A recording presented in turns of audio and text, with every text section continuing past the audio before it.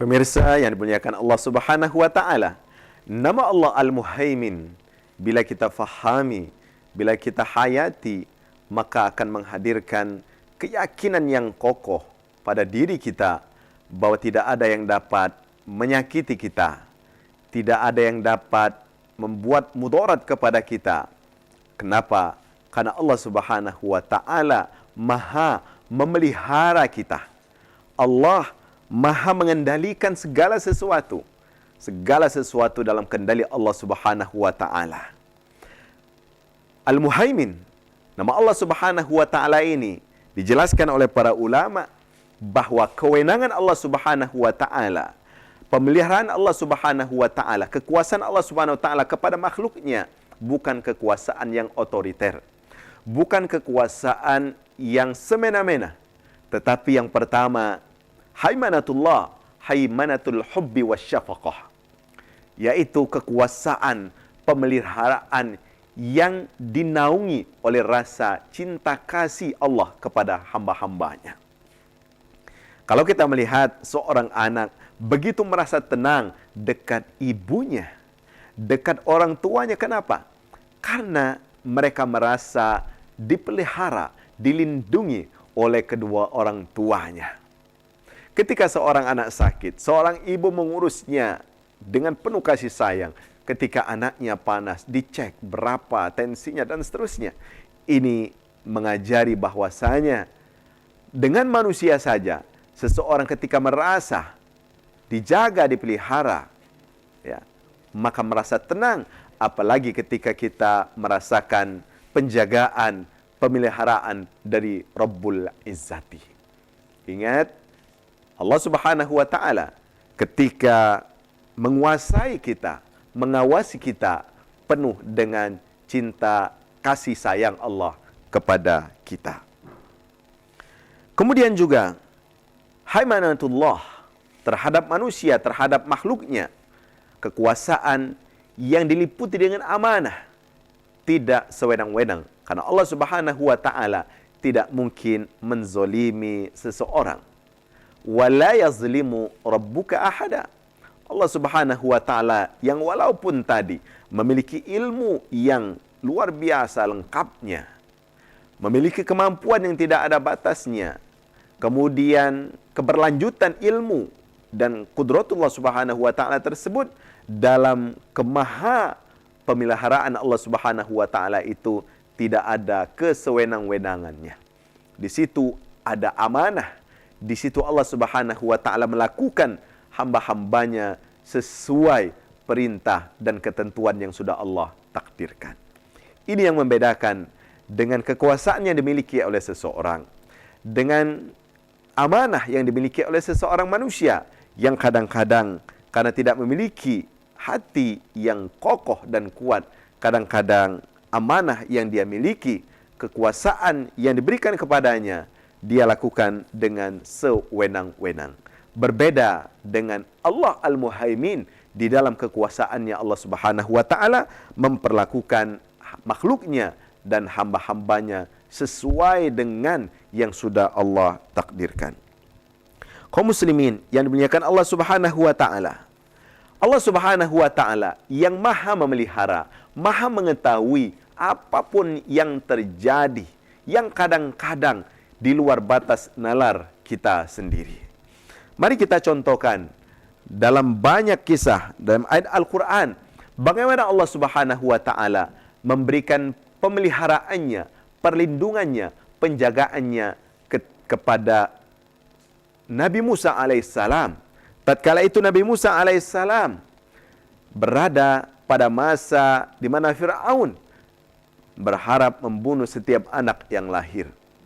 Saat itu Allah Subhanahu wa taala firmankan kepada Ummu Musa, ibunya Nabi Musa. Dalam Al-Quran Allah Subhanahu wa ta'ala sebutkan, wa awhayna ila ummi Musa an ardi'ih fa idza khifti alayhi fa alqihi fil yam wa la takhafi wa la tahzani inna radduhu ilayki wa ja'iluhu minal mursalin. Dalam ayat ini Allah Subhanahu wa ta'ala sampaikan kepada ibunya Nabi Musa alaihissalam bahwasanya berikanlah air susu kepada Nabi Musa. Ketika engkau takut, maka masukkanlah dia di dalam peti, lalu hanyutkan peti itu. Dan Allah Subhanahu wa taala ingatkan, wala takhafi, jangan takut, jangan gentar. Inna radduhu ilaih wa ja'iluhu minal mursalin. Allah katakan, kami pasti akan mengembalikan Musa kepadamu, dan kami akan jadikan Musa itu utusan kami. Di sini Allah Subhanahu wa taala dengan al-muhaiminnya, Allah menjaga Nabi Musa yang saat itu instruksi dari Fir'aun, seluruh bayi yang lahir harus dibunuh karena mereka akan merongrong kekuasaan Fir'aun. Kita lanjutkan setelah yang berikut ini.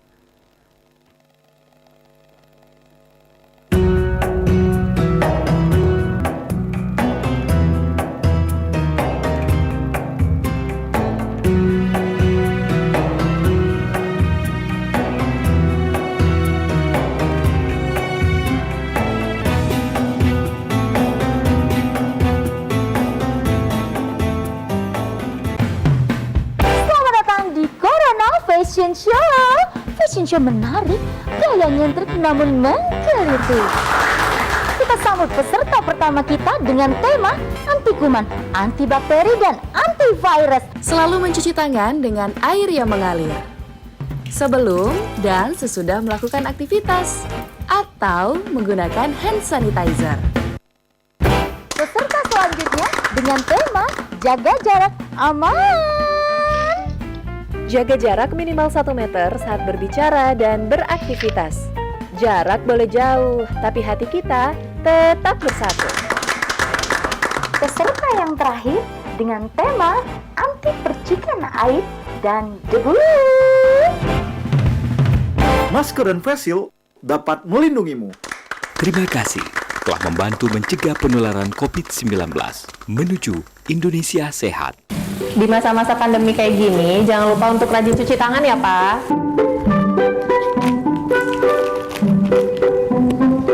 Pak, hand sanitizer kita habis loh. Nanti jangan lupa beli ya. Tenang, Ma. Papa masih punya satu lagi kok. Aman. Hai, sayang. Papa jangan lupa jaga jarak ya, Pak. Iya, kalian berdua belajar ya? Iya. Ya udah, belajar yang benar ya. Iya. Papa tinggal dulu ya.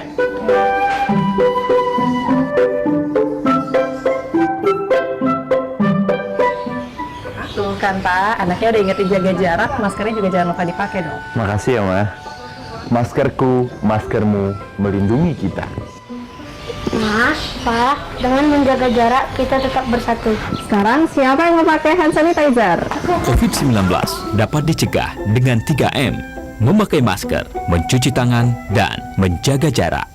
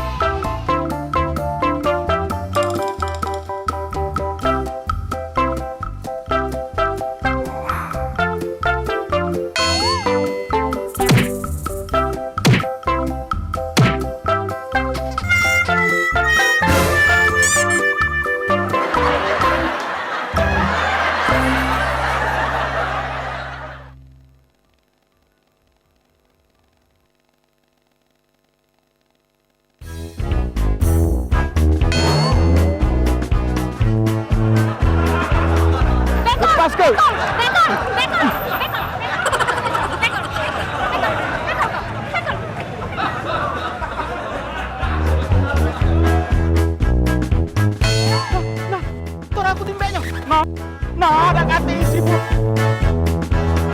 Paling lah, dah. Aja aku yang kemalingan. Ay.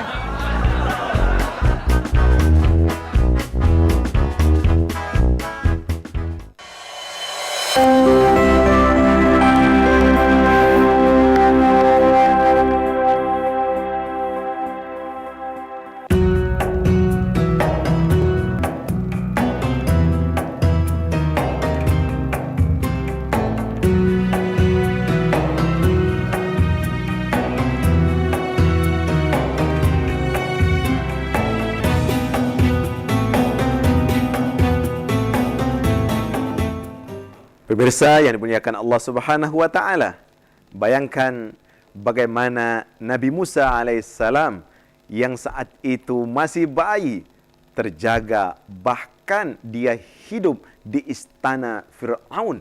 Ketika itu sang bayi dihanyutkan di sungai Nil, kemudian sampai ke depan istana, dan istri Fir'aun merasa senang dan sayang kepada anak tersebut yang nantinya Nabi Musa alaihissalam ini akan meruntuhkan kekuasaan Fir'aun tersebut.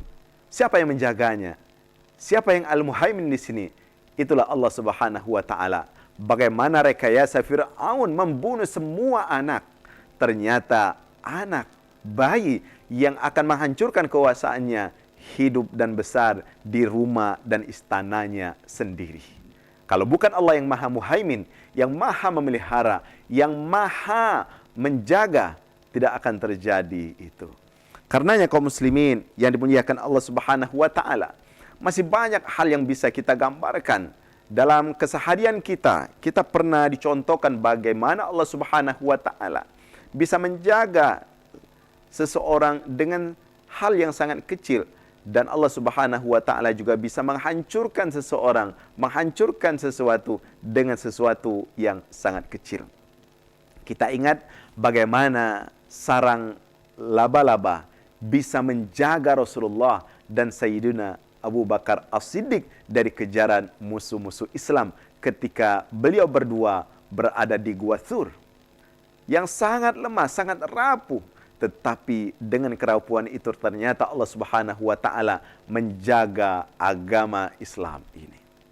Dikisahkan di sebuah tempat, ada sebuah daerah yang saat itu tengah terjadi wabah belalang. Wabah belalang ini menghabiskan seluruh sawah-sawah yang ada, bahkan pohon-pohon pun dia makan. Ternyata ada sebuah kebun. Dikisahkan sebuah kebun itu aman. Kebun itu tidak sedikit pun disentuh oleh virus belalang tadi, oleh hama belalang tadi.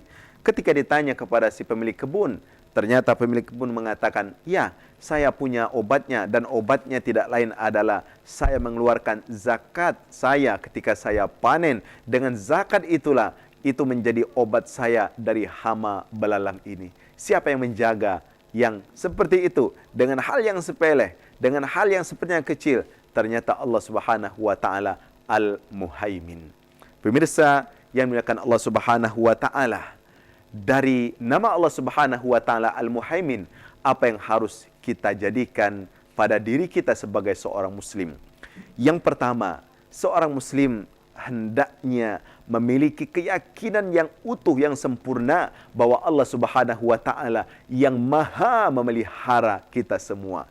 Tidak ada yang bergerak di muka bumi ini kecuali atas izin Allah Subhanahu wa taala. Kalau ini yang muncul, maka tidak pernah kita takut kepada hamba-hamba Allah Subhanahu wa taala. Yang kedua, seorang yang memahami nama Allah Al-Muhaimin, maka mereka meminta kekuatan, meminta bantuan hanya kepada Allah Subhanahu wa taala. Tidak perlu kita meminta bantuan kepada manusia yang dhaif. Mintalah bantuannya hanya kepada Allah Subhanahu wa taala yang maha menguasai, yang maha memelihara. Kemudian juga dari Ismullah Al-Muhaimin ini, seseorang hendaknya memiliki ilmu yang luas, memiliki ilmu dan pemahaman yang banyak. Karena dengan ilmu dan pemahaman yang banyak inilah akan menjadikan seseorang benar dalam memimpinnya, benar dalam menjaga dan memelihara sesuatu. Sebagai orang tua harus banyak ilmunya kalau kita ingin memelihara, menjaga anak-anak kita. Karena dengan ilmu itulah kemampuan kita untuk menjaga dan memelihara akan menjadi benar, tidak sebaliknya. Semoga dengan memahami nama Allah Subhanahu wa taala Al-Muhaimin ini, kita diberikan kemampuan untuk terus dekat kepada Allah Subhanahu wa taala, untuk hanya berpasrah kepada Allah Subhanahu wa taala dan meyakini bahwa Allah Subhanahu wa taala yang maha menggerakkan kita semuanya. Semoga Allah Subhanahu wa taala membimbing kita dan menjadikan kita lebih dekat kepadanya setelah mengenal nama-nama Allah yang indah dan mulia ini. Rabbana zalamna anfusana wa illam taghfir lana wa tarhamna lanakunanna minal khasirin. Rabbana hab lana min azwajina wa dhurriyyatina qurrata a'yun waj'alna lil muttaqina imama. Subhana rabbika rabbil izzati amma yasifun wassalamun alal mursalin walhamdulillahi rabbil alamin. Wassalamu alaikum warahmatullahi